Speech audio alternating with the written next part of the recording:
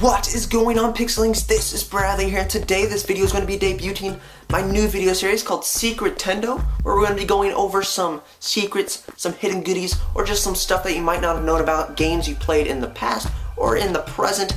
But nevertheless, this first episode we're going to be talking about the Legend of Zelda series, some stuff that you might not have known about. So let's just get to it. Alright, let's get right to the goodness. First up is that there is speculation that the water and forest temples were originally going to be wind and ice temples in the Legend of Zelda Ocarina of Time. As you can see from the two medallions, the water medallion has a snowflake on it, while the forest medallion shows a fan of some sort, and of course a fan generates wind. This theory is heightened by what is found inside Ganon's tower. Within the tower, there are different sections that are based off the dungeons in the game. Oddly enough, the forest section includes a wind puzzle with fans, and the water section is based on ice.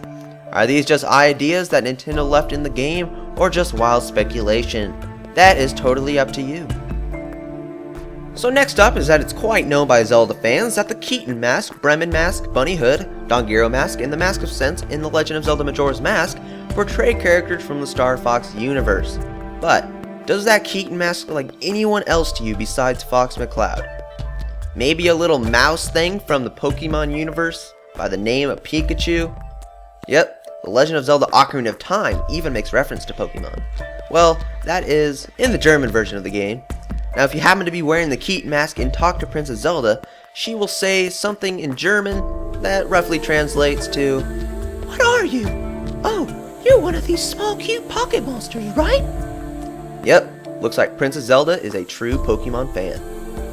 Now the character Uku, who's a strange bird thing in the Legend of Zelda Twilight Princess who has a flying head as a relative, well, the name Uku comes from the hexadecimal color value of Link's tunic in the Legend of Zelda Ocarina of Time. Now it was previously thought that the color value was from the first Zelda game, but that was a mistake.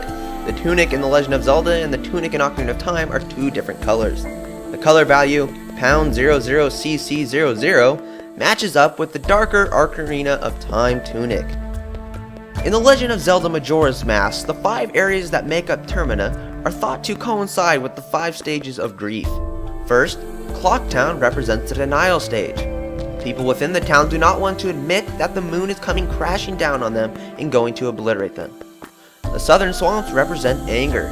The Deku shrubs show their ferocious behavior by wanting to kill a monkey.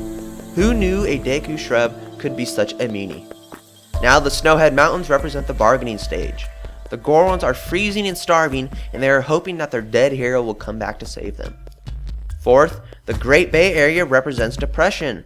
The Zoras lost their beloved guitarists, prompting them to despair. And finally, the Icona Canyon represents acceptance. There are no new masks for Link to find here, so there are no different identities that Link can put on. The only thing left that Link can do is conquer himself. Maybe this is just reading into the game too much, or maybe the developers wanted to add to the whole dark and moody atmosphere of the game. Of course, a creepy smiling moon with those piercing eyes just wasn't enough. Now the Wind Waker Sea map and the Ocarina of Time map have areas that are approximately in the same location, lending to the idea that these are the same places but just at different times in history. As you can see, the Gerudo Fortress lines up with the Forsaken Fortress, Death Mountain lines up with Dragon Roost Mountain, and the Deku trees are approximately in the same locations. Yes, Hyrule is all underwater. So thank you all for watching the very first episode of Secretendo, where we go over some secrets and hidden goodies and stuff you might not have known about in the games you played in the past.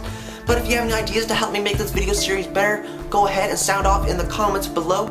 But that will bring us to the end of this video, guys. If you want to subscribe, if you like this video, please give it a thumbs up and go to thegamepixshow.com to get news and rubrics with theories in the future. But I'll talk about that in the next video, guys. Bye!